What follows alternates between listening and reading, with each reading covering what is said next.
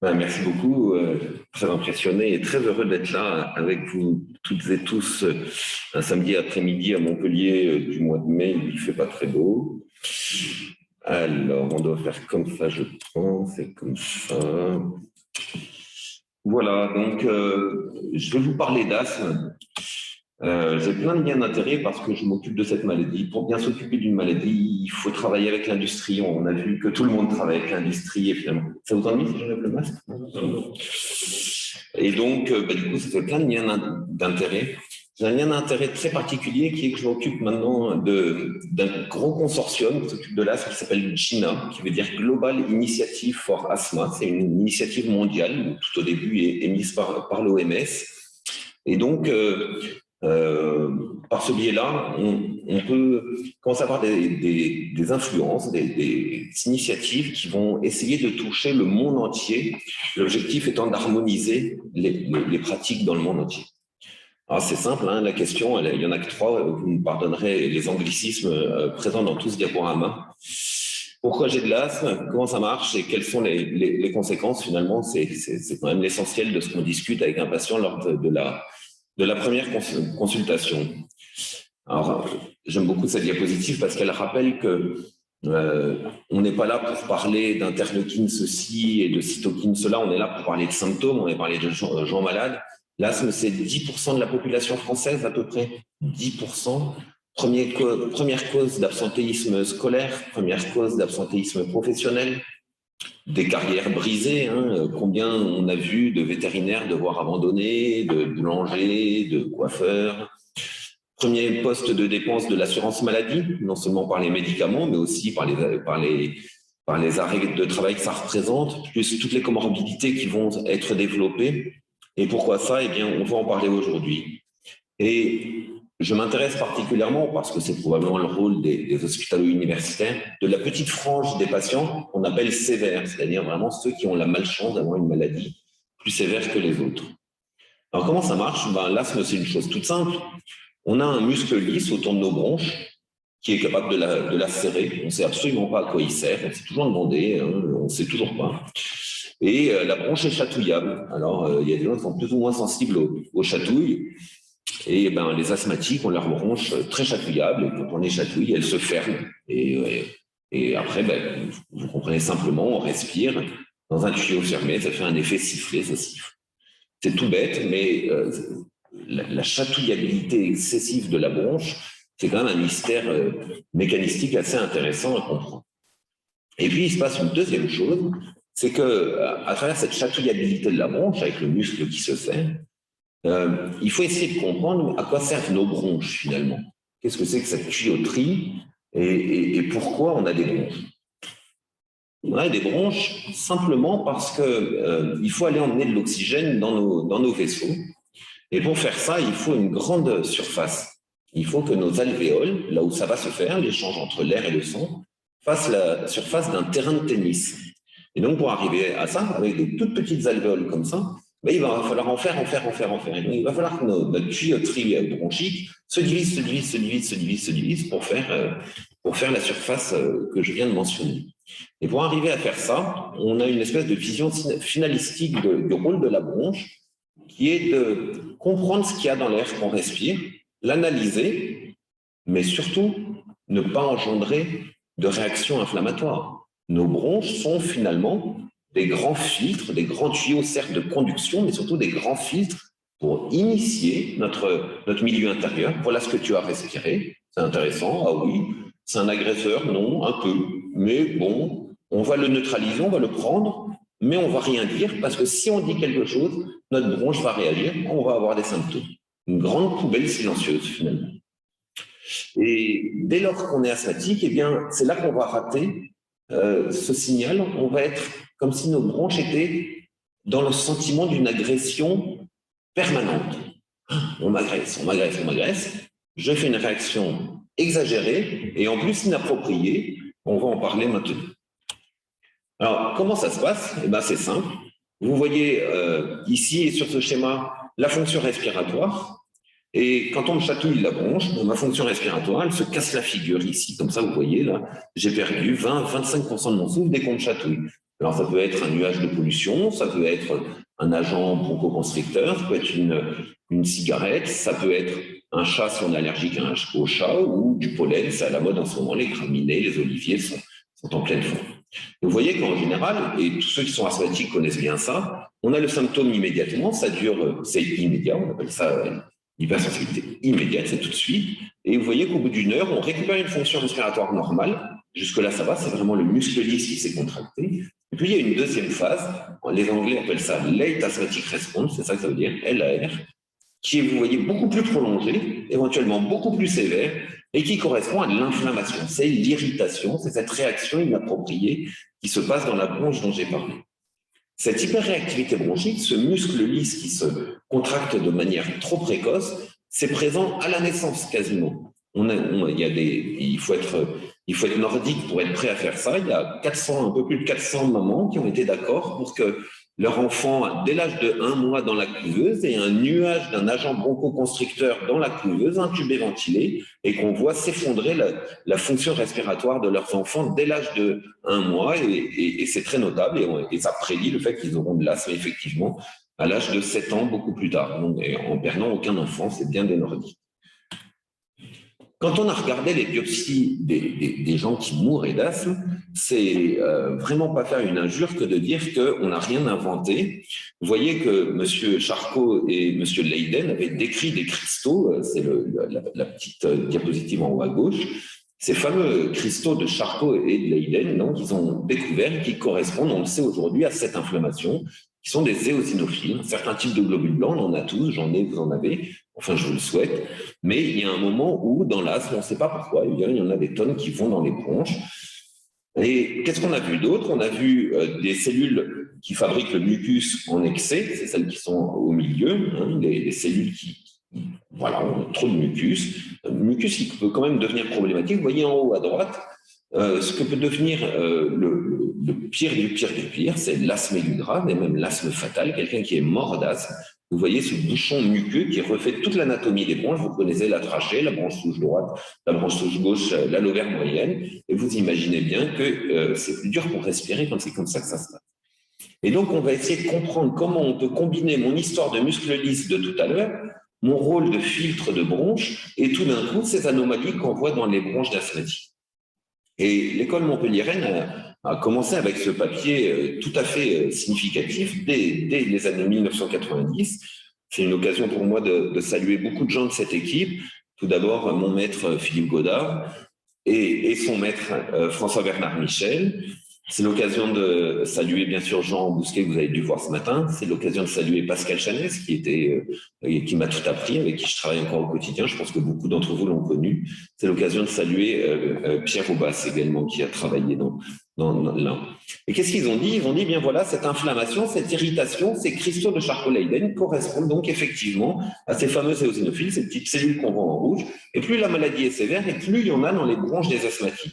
C'était peut-être idiot ou simple, mais c'était déjà révolutionnaire. Hein. L'asthme, c'est une bronchite éosinophile.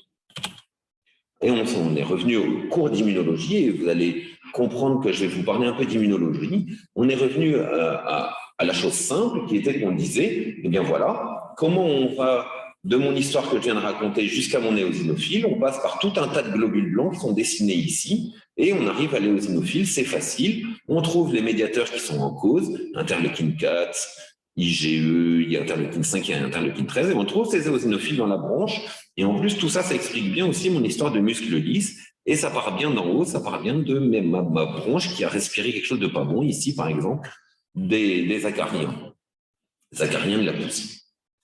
Et on ne comprenait pas pourquoi. Et moi, quand j'étais interne, on me disait, voilà, c'est l'asthme, il est allergique. Et puis, quand on ne trouve pas l'allergène, ben, c'est qu'on ne sait pas chercher, en fait. Hein. Il doit y avoir des tas d'allergènes inconnus. Vous devez être allergique au bureau, à votre épouse, à je ne sais quoi. Et en tout cas, on ne savait pas quoi.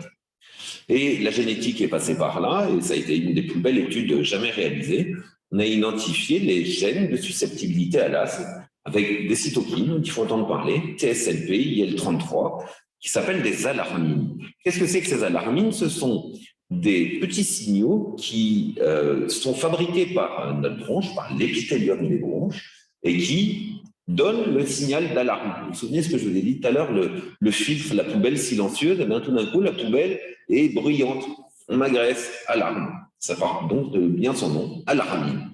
TSLP et IL-33, ces deux cytokines sont absolument majeures pour une révolution immunologique. Pour tous ceux qui ont appris ce qu'était un lymphocyte, eh bien, il y a des lymphocytes qui n'ont pas besoin d'antigènes pour être activés et pour renduire leur signal. Je suis sûr que je vois Guillaume qui est là, qui me regarde, il est cardiologue, donc les souvenirs d'immunologie, ça doit être de quand tu étais en deuxième cycle à peu près.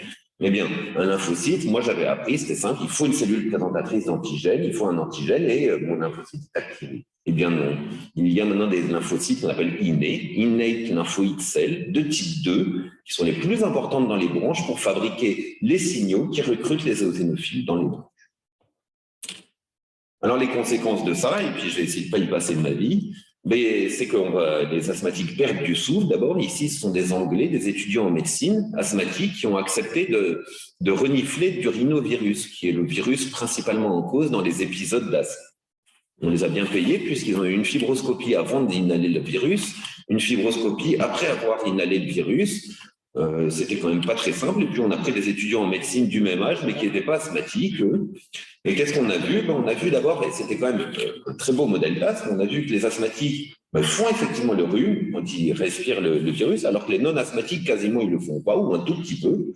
Et puis, ça leur tombe effectivement dans les bronches. Quand on va dans la bronche, alors qu'ils ont juste inhalé ici, on retrouve le virus dans les voies aériennes et qui fabrique mes fameuses alarmines, tout ce que je viens de vous raconter, et qui perdent du souffle. Enfin bref, on est capable de reproduire l'asthme et ça dure 12 jours, 14 jours, alors que c'est un bête rhume qui normalement devrait passer en 2-3 jours.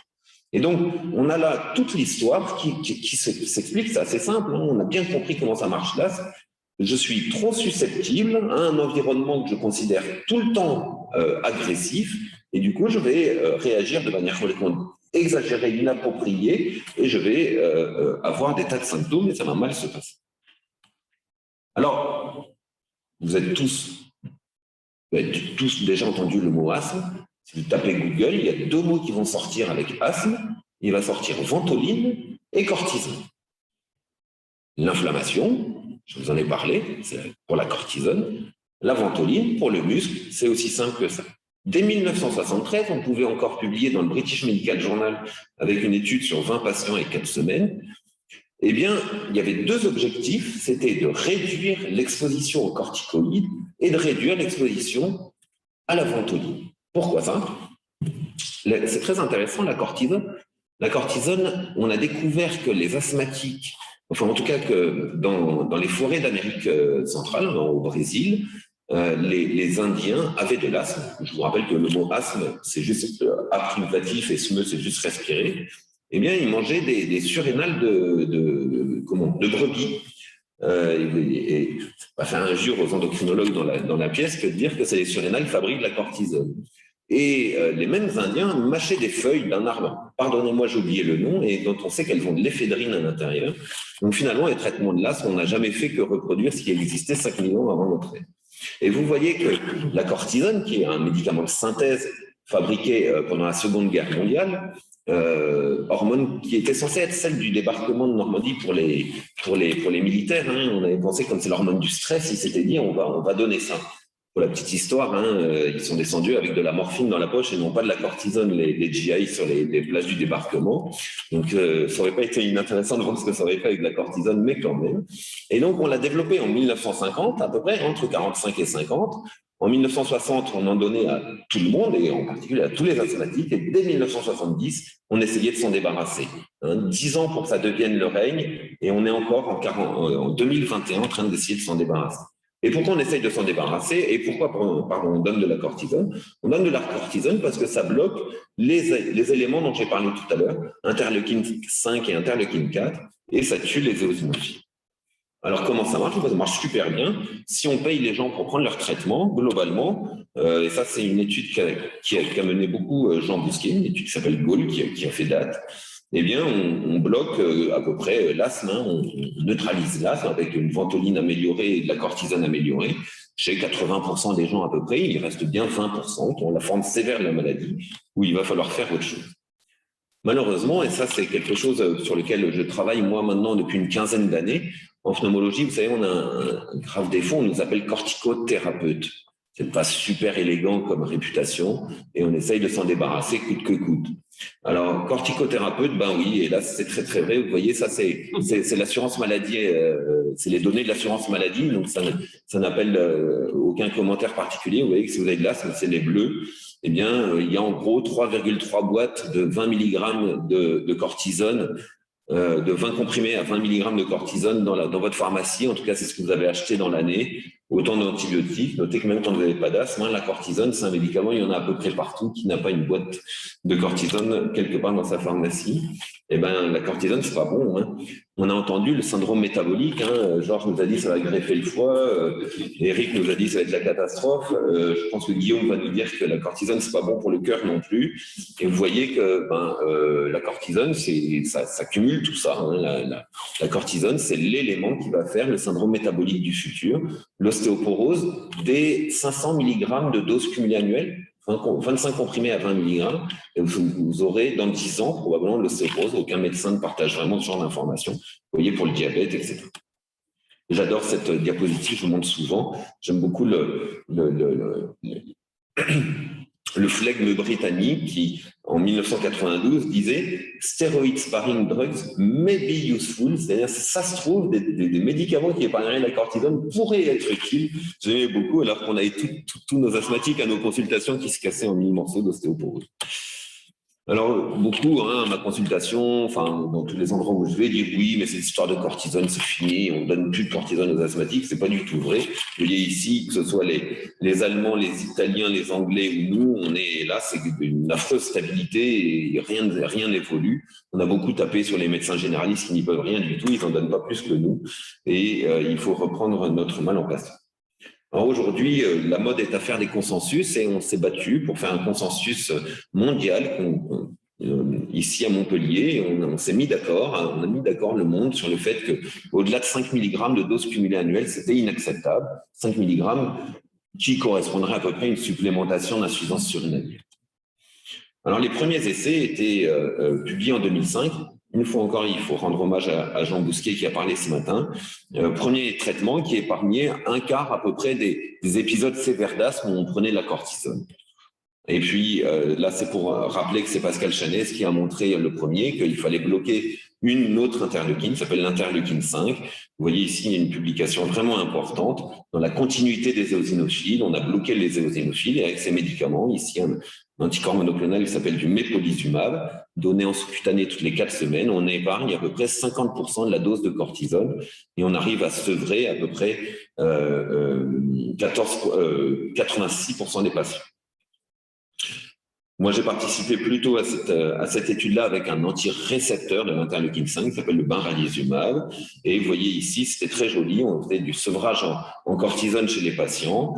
Et puis, vous voyez qu'au bout de 8 semaines, c'est quand même une vraie maladie sévère. Ceux qui ont besoin de prendre de la cortisone tous les jours ont vraiment une maladie sévère. Tout d'un coup, ceux qui étaient sous placebo ont pu baisser. On baisse. Et puis tout d'un coup, ils échappent, ils remontent. Alors que ceux sous traitement vont baisser vraiment jusqu'à 75% de la dose initiale en médiane, un sevrage acquis dans à peu près la moitié des cas en 6 mois, et dans le même temps avec des patients qui faisaient de moins en moins d'asthme, médicaments donnés que toutes les 8 semaines. Il faut quand même se rendre compte de l'évolution que ça représente. Un troisième médicament qui bloque une autre interleukine, l'interleukine 4 récepteur, qui permet d'en bloquer 2 et qui permet de réduire aussi la dose de cortisone de 70%. Si on regarde ce que ça fait comme épargne cortisonique, ces nouveaux médicaments, chez tous ces patients, on est quand même de l'ordre de 2,5 g, 3 grammes de sauvés par rapport à s'ils n'avaient pas ces médicaments-là sur une année. C'est quand même énorme. Et quand on regarde la vraie vie, est-ce que ces études randomisées contrôlées sont des patients artificiels? Quand on voit ce qu'on a pu montrer en vraie vie, on est sur des réductions d'exposition à la cortisone de 86% sur une année, maintenues au bout de 2 ans, avec 67 à 70% de patients qui sont sevrés définitivement de la cortisone. Si on regarde une autre ici, au bout de 4 ans, vous voyez que c'est le trait vert tout là-bas au fond à droite, 92% des patients ne prennent plus jamais de cortisone dans l'année, 92%, et 0,2 patients par an font donc un épisode où ils doivent prendre de la cortisone, c'est-à-dire un patient, c'est-à-dire très très peu. Du coup, on s'est mis d'accord et j'ai mené un travail avec la société européenne et puis ici, c'est la version française de la stratégie pour que plus personne ne prenne de cortisone dans l'asthme. Et on a mis d'accord tout un plan d'action et on espère beaucoup que plus personne ne prendra de l'asthme. Et puis, on peut même commencer à s'attaquer aux corticoïdes inhalés dont on s'aperçoit qu'ils ont un effet systémique bien plus important que local. 70% des bénéfices des corticoïdes inhalés sont en fait liés à leur diffusion dans le sang, une diffusion systémique. Et on a pu écrire un joli éditorial avec mes jeunes padawans, Jérémy Chariot notamment. Et puis maintenant, on s'attaque à la ventoline, qui est la flèche rouge, parce que plus les gens prennent de ventoline, et plus ils aggravent l'hyperactivité bronchique par un phénomène paradoxal. Donc, c'est vrai que je suis bien conscient que je suis en train de vous expliquer que dans l'asthme, il ne faut plus prendre de cortisone ni de ventoline. Mais finalement, c'est vrai que ce sont les deux traitements de secours et on veut que les gens aient un traitement de fond, rééduquer la bronche à devenir raisonnable, et donc, on fera ça.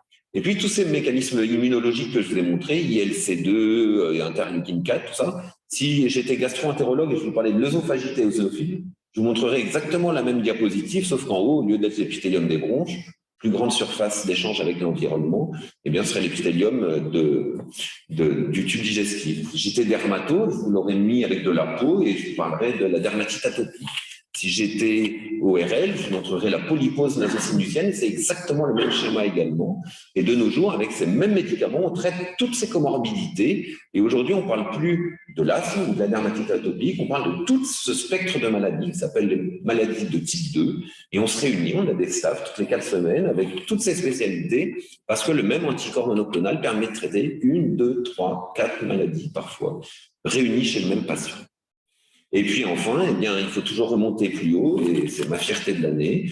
On a pu donc aller bloquer une alarmine, TSLP, je vous en ai parlé tout à l'heure, tout en haut de la cascade inflammatoire. Et avec ça, on empêche les asthmatiques. Ah oui, très bien. Il y a le son qui est enregistré, excellent. Excusez-moi pour ça, j'espère que ça ne va pas recommencer.